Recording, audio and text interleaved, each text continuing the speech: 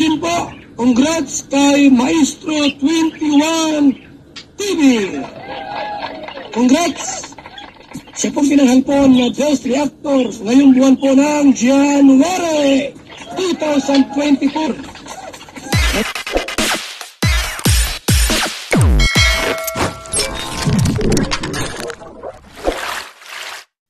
Okay guys, isang mapagpalang umaga, tanghali, gabi po sa inyo lahat. Sana po ang lahat po ay nasa mabuting kalagayan at ligtas po sa anumang kapahamakan, saan man po kayo dako ng mundo naroroon. Ako po muli ang inyong lingkod, Maestro 21 TV. At sa araw na ito tayo na muli po ay magbibigay ng maikling reaction po tungkol sa naging pahayag po ng ina or mama po ni Erica. Yung controversial po na Erica o ang viral po na si Erica ay nagbabalik na muli sa limelight. Kaya siya po ay pinag-uusapan na muli sa ngayon. Alright. At ang ating pong maikling video clip ay mula po sa live na muli ni Joel Salcedo Vlog.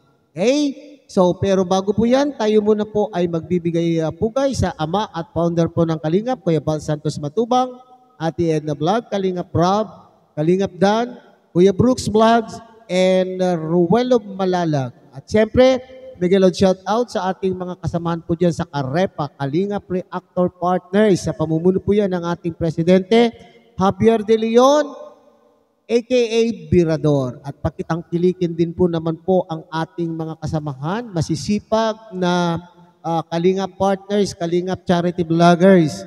At siyempre, lalo-lalo na itong mga ambassadors sa iba't ibang Kalingap Landing Pad sa ating bansa. Ganya po ng Kalingap Landing Pad, Gumaka Quezon, nandyan po si Pastor J. Morelo Vlog. At siyempre, doon sa Dunsol, Sorsogon, nandyan po si Nakalingap Kalingap Jose at ni Kalingap Tatay Papsi. At doon naman po sa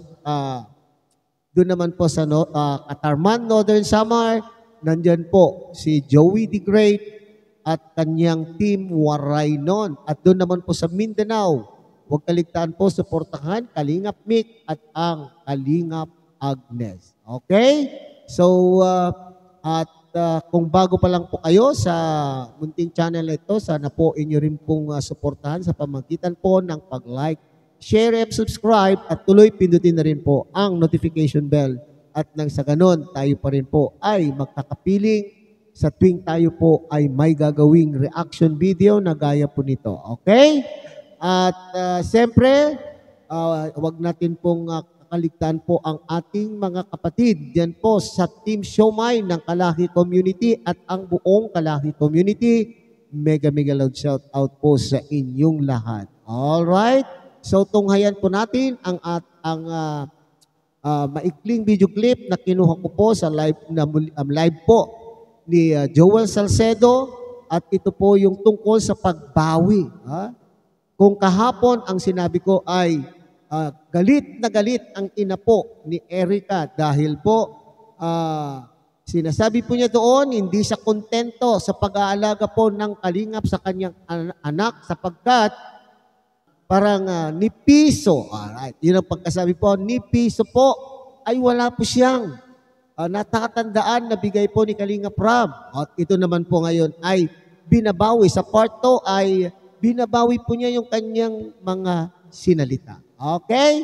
So, tungayan po natin mga kapatid o mga Kalingap ang naturang video clip at dito po tayo magbibigay o magbabase po ng ating opinion, komento at reaction. Ano bang ibig mong sabihin talaga dun sa sinabi mo na yun? So, kung hindi po siya aakyat, meron po ako ditong voice message galing po sa kanya. Ito po yung isa sa mga sinabi. Ito po yung mga sinabi ni Ma'am Gina. Sabi ko, Ma'am Gina, nababash kayo doon sa sinabi mo na wala kayong nahawakan na pera kahit piso mula kay Rob. Ano bang ibig sabihin niyo doon? So, yun po yung aking tanong sa kanya. So, ito po yung kanyang sinagot. Sir, good afternoon po. Nagkamali lang po yung sinabi ko, sir. Ang totoo lang po, yung pangalawa, pangatlo, pang-apat, lang po nagbigay ng sirab. Pero po yung iba po, hindi na po siya nang bumigay. Pero nung simula po ng mag-sponsor na si John A., hindi na po yung nagbigay sirab. Tapos, ayun po, binablog si Kikay, si Erika. Yan lang po, sir. Ito lang. Tao lang po ako nagkakamali. Kasi sinabi ko kasi parang na rin ako nung magsalita ako eh. Nasa sobrang galit ko sa kanila. Pero po totoo, sir, yan si Rab, wala naman po yan eh. Sabihin, kaya po kami umalis dyan, sir. Sabihin niya, school lang si Erika. Wala po, sir, yan. Sabihin niya, ibilag lang niya si Erika, sinamahan lang niya sa school. Pero bilag niya, wala po sila lang natanggap ng anak ko. Hindi yan nagbayad ng tuition ng anak ko. Kami po ang nagbayad, sir. Alright, so natunghayan po natin ang voice clip mula po sa ina po ni Erika. Okay, sinasabi po dito ni Joel Salcedo, mga kalingap, mga kapatid, na tinanong daw po niya. Tinanong niya po ang mama o ina po ni Erika kung ano ang kanila pong ibig pagkahulugan o ibig sabihin doon sa sinabi po niyang ni piso. Ang lakas po ng loob po ni Aling Gina, mga kapatid, ang lakas ng loob magsalita kahapon na ni piso raw, na hindi po niya inintindi kung ano po ang magiging epekto epekto ng kanya pong sinabi kahapon, okay? Na kung tayo naman po na taga-subaybay na sumusuporta po sa Kalingap at sumubaybay sa kwento po ni Erika, sinabi ko sa content ko kahapon ay talaga naman pong alam po natin na mayroon naman pong naibigay. Pero itong sinabi po kasi ni Aling Gina ay ni piso, napakasaklap na pananalita po. Okay, so ngayon binabawi po niya yung kanya pong sinabi. Nagkamali lang daw po, okay? Nagkamali lang daw po ang kanyang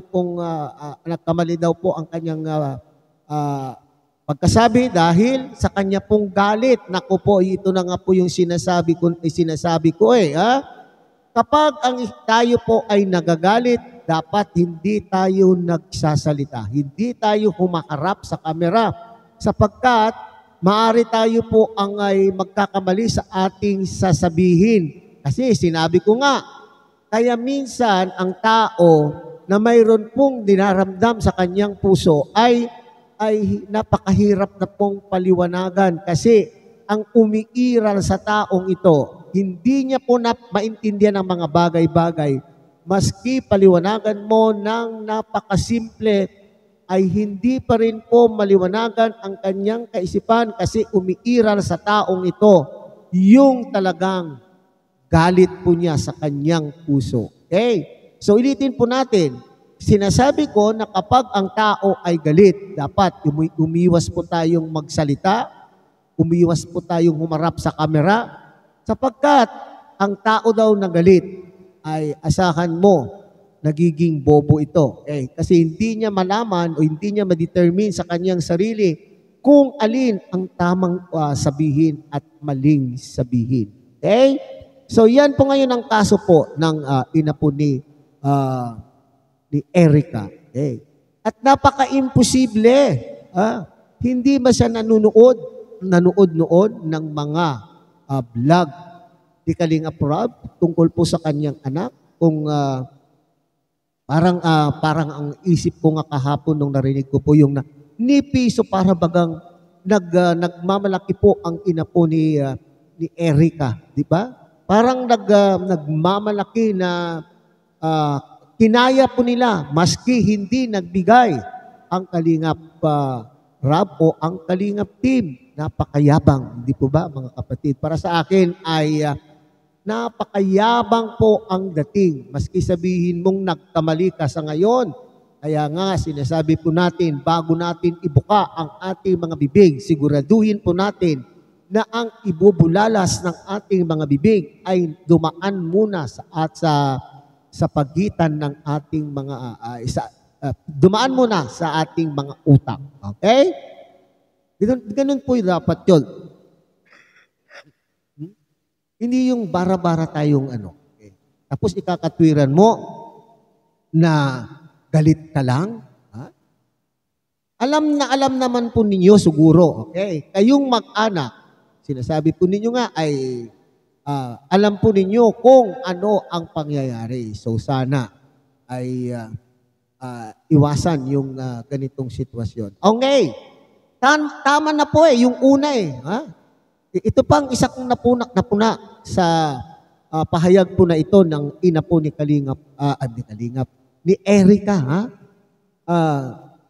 Yung pagsabi po niya na nagkamali lang po yan ay pagtanggap para sa akin ay pwede ko rin basahin na pagtanggap sa isang pagkakamali at ito po ay maski hindi tuwiran ang paghihingi po ng dispensa ay parang humingi na rin po ng dispensa kasi tinanggap po niya yung kanyang pagkakamali, hindi po ba?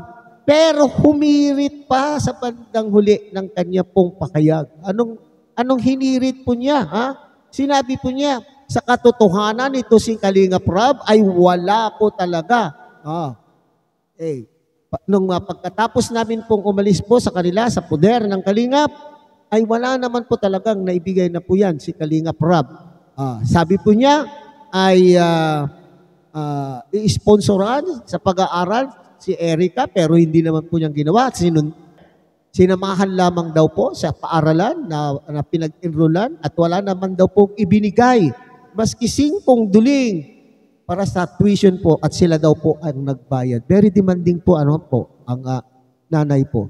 Parang ang alam po talaga nila ay pagka-vlog ay talaga naman pong kinakailangan mayroong kaukulang bayad doon sa pagbablog po doon kay Erica. Okay? So, sa bagay naman ay karapatan po nila yan dahil alam po nila na kapag blinag ay kikita. Pero sa panahon na yun siguro ay wala pa naman pong kita at kaya nga po i-vlog po ang anak po nila na madalas pong i-vlog. Gusto po nilang madalas i-vlog upang ito ay makahikayat po ng mga sponsor. Okay? Na tinutulan naman po nila at sila po ay umalis sa poder po ng Kalingap pero hindi po yun po ang aking basa dito mga kapatid. Kaya po sila umalis kasi nakikita po nila o nararamdaman po nila na maraming mga sponsor na interesado po kay Erica at siguro ayaw na po nilang yung ibibigay ng sponsor ay mahahati pa. Gusto nilang yung ibibigay ng sponsor ay 100% aabot po sa kanila. So kaya po siguro yun po para sa akin sa aking opinion lang po yun. Kaya po siguro isa sa mga dahilan kung bakit sila nagdesisyon na wag na lamang ipa-vlog si Erica, bagkus doon na lamang po sila kumampi sa mga inaakala po nilang mga sponsor o mga founder ng mga fans club na nagtayo ng mga fans club para po sa kanya pong mga anak. Okay? At saka ang isa po siguro ng dahilan kung bakit binabawi po ng ina po ni Erica yung kanya pong sinabi ay napanood po niya siguro yung mga ilang reaction videos ng ating mga kasamahan po sa Karepa kung saan ay pinagsama-sama po nila ang mga maiikling video clip mula po sa mga vlog po ni Kalingap Rab kung saan nag-aabot po si Kalingap Rab ng pera po sa pamilya o kay Erica para po sa pamilya. Di ba? At doon naman po ay nagpapasalamat po si Erica tungkol po. Kaya ito yung sinasabi po ng ina ni Erica na binanggit po niya nung una, pangalawa, pangatlo, pang-apat, sabi po niya. At 4 lang kasi naman po yung mga video. Pero bukod pa doon sa mga video na i-present ng ating mga kasamahang mga reactor ay may mga video pa po na nag-abot pa po si Kalingap Rab at na hindi na isama po ng ating mga kasamahang reactor. At yun lang po ang binanggit po ng ina po ni Kalingap ay ni Erica. So, sana ay kung saan hahantong ang usapin. Kaya nga nag-iisip tuloy ako Ano kaya ang dahilan? No? Dahilan na naman po tayo. Dahilan. May nag-utos ba sa ina po ni Erica upang hanapin ang mga pera na ibinigay di umano o ipinadala di umano ng kanila pong mga sponsor? Itong mga sponsors ba na ito ay mga nag-utos na sila po ay may ipinadala at hindi nakaabot sa kanila or kusang loob na hinahanap ngayon po ito ng ina po ni Erica sapagkat baka wala na po. Ubus na po. Okay. Wala na po silang mapagkukunan pa. Alam po naman natin, nagkaroon po siya ng problema sa isang grupo po ng mga sponsor. Kaya tuloy ay wala nang biyaya. Nabawasan na po ang biyaya. Maaaring nangangailangan na po ang pamilya. Kaya ito yung pamamaraan po nila na kaya po sila po ay nag-iingay. Okay? Akin lamang po ito. Kung mayroon po kayong ibang opinion at kung kayo ay vlogger, pwede ninyong gawan din po ng inyo pong reaction video. Pero para sa akin, yun po yung aking nakikita. At ayan ang aking pinapaniwalaan. Okay? So hanggang dito na lamang po ang ating reaction sa naturang paksa. At muli, tangkilikin po natin ang founder po ng Kalingap, Kuya Bal Santos Matubang, Ate Edna Vlog, Kalingap Rob, Kalingap Dan, Kuya Brooks Vlog, Ruel of Malalag. At siyempre, isama na rin po ang inyong lingkod sa pamamagitan po ng pag-like, share, and subscribe. At tuloy, pindutin na rin po ang notification bell at nang sa ganun, tayo pa rin po ay makapiling sa susunod pa nating mga reaction videos na ating gagawin. Muli isang mapagpalang umaga, tanghali, gabi po sa inyo lahat. Mabuhay po kayo. God bless everyone.